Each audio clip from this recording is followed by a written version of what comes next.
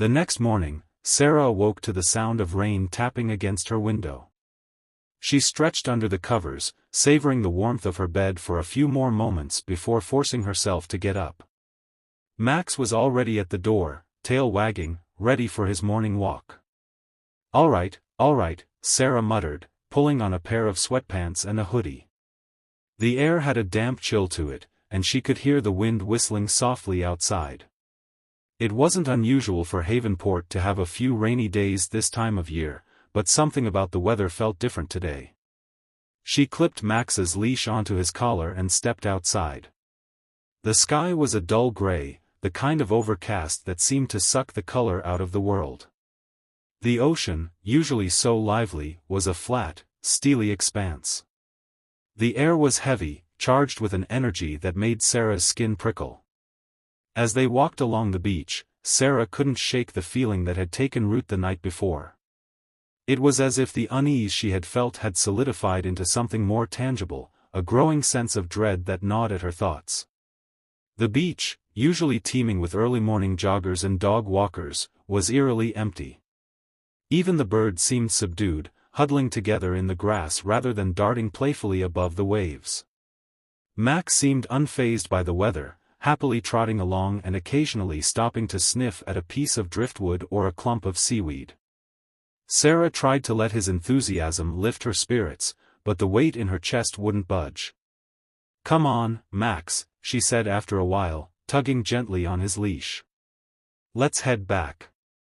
As they made their way home, Sarah noticed that the usually calm ocean had begun to churn, the waves growing larger and more aggressive.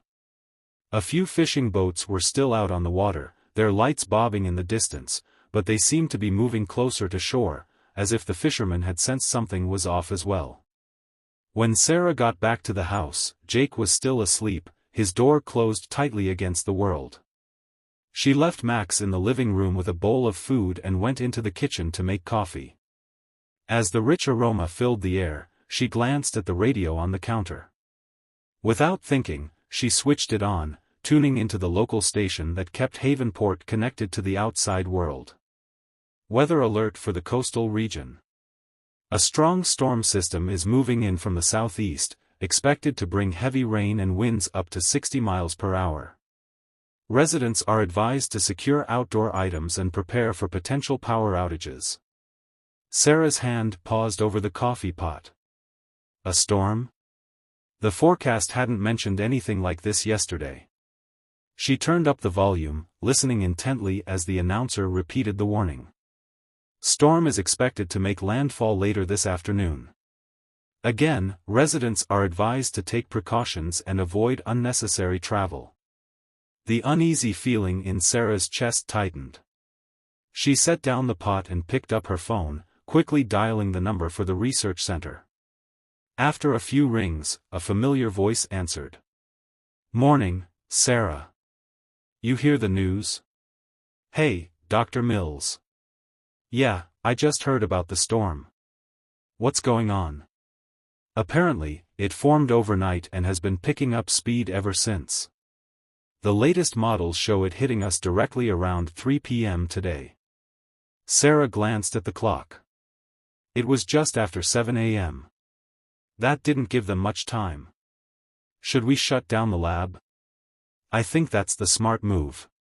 We've been through storms before, but this one feels different. I'm heading in now to make sure everything's secured." "I'll be there in 30 minutes, Sarah said, already thinking through what needed to be done.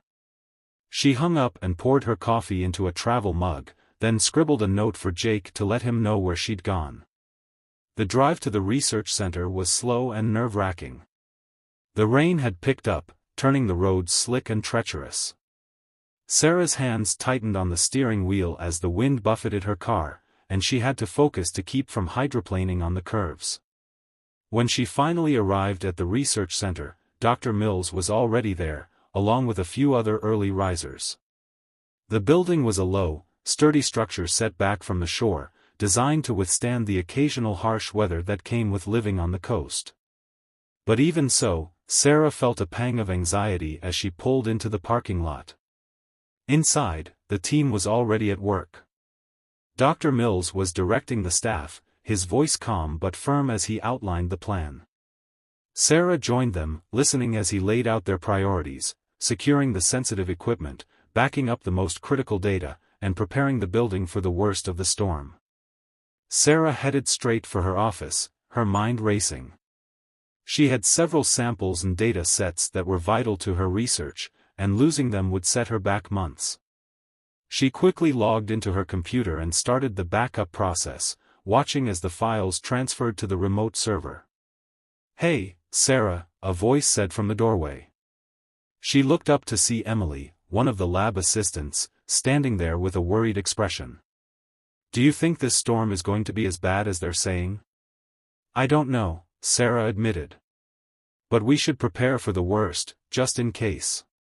Emily nodded and stepped into the office. "Do you need any help?"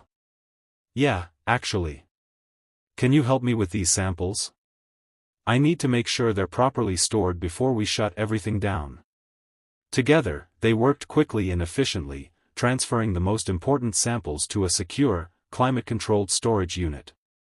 As they worked, Sarah couldn't help but notice the tension in the air, a palpable sense of urgency that made everyone move a little faster, speak a little quieter. By the time they finished, the rain had turned into a torrential downpour, pounding against the windows with a relentless intensity. The wind howled around the building, making the walls creak and groan. "Do you think we'll lose power?" Emily asked as they headed back to the main lab. "It's possible," Sarah said, though she didn't want to think about what that would mean for their equipment. "We've got backup generators, but they won't last forever. Hopefully, the storm will pass quickly." They rejoined the rest of the team in the main lab, where Dr. Mills was finishing up his own preparations. He looked up as Sarah and Emily entered, giving them a small, tight-lipped smile. "We're about as ready as we can be," he said. "I suggest everyone heads home and hunkers down. If things get bad, we'll meet up at the community center, assuming it's still standing." Sarah felt a cold chill run down her spine at his words. "You think it could be that bad?" Dr. Mills hesitated before answering. "I've lived here my whole life, and I've seen my fair share of storms. But something about this one, it just doesn't sit right with me. I think we should all be prepared for the worst." Sarah exchanged a glance with Emily, who looked just as unsettled as she felt. They gathered their things and headed out into the storm.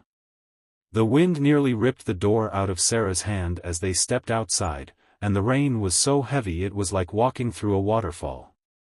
They hurried to their cars, fighting against the wind with every step. Sarah fumbled with her keys, finally managing to unlock the door and slide into the driver's seat. She sat there for a moment, catching her breath and trying to calm her racing heart. The drive back home was even worse than the drive to the center. The storm had intensified, and visibility was almost non-existent. The wipers struggled to keep the windshield clear, and Sarah had to strain to see the road in front of her. The wind was so strong it felt like it could lift her car right off the road. When she finally pulled into her driveway, she felt a wave of relief wash over her. She rushed inside, slamming the door shut against the howling wind. Max greeted her with a wagging tail, seemingly unfazed by the chaos outside. "Hey, boy," she said, bending down to rub his ears. "Looks like we're in for a rough day." Jake emerged from his room, looking groggy and confused. "What's going on?" "I heard the radio when I woke up. There's a storm." "Yeah, a big one," Sarah replied, brushing past him to head to the kitchen. She started pulling out candles, flashlights, and other emergency supplies, placing them on the table. "It wasn't in the forecast yesterday, but now they're saying it's going to hit us directly this afternoon." Jake rubbed his eyes, still trying to process what was happening. "Do you think we'll be okay?"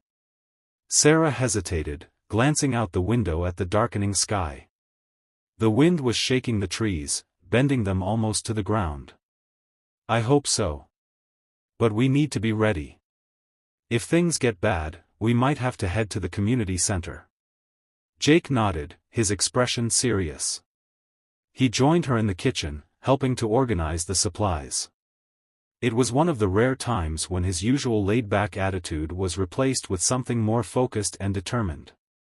It reminded Sarah that, despite their differences, Jake had a good heart and a strong sense of responsibility when it mattered most.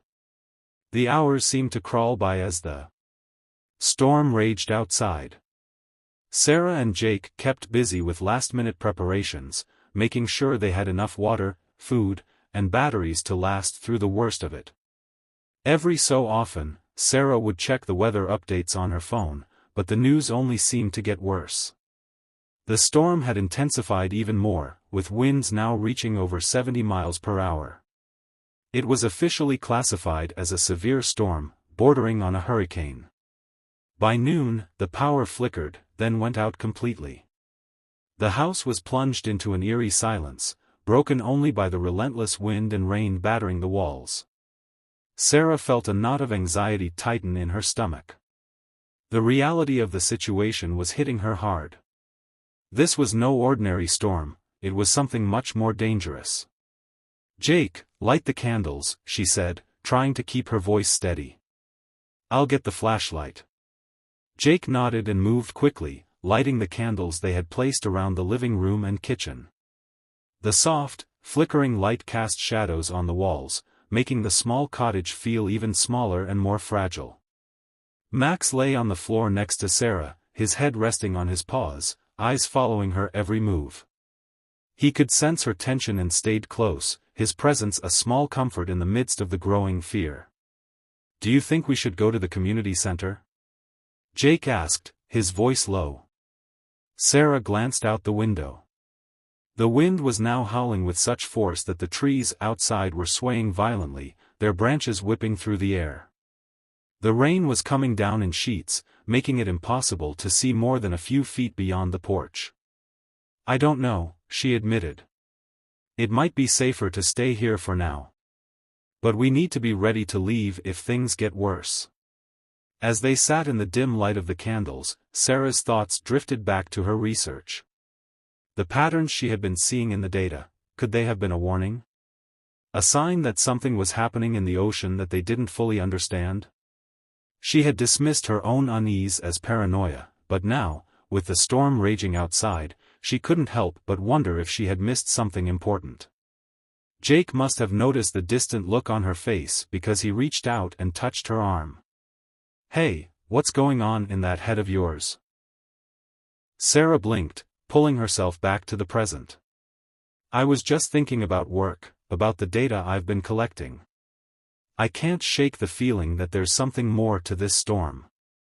Jake frowned. "What do you mean?" "I don't know exactly," she said, frustration seeping into her voice. "I've been tracking changes in the marine life, patterns that don't make sense.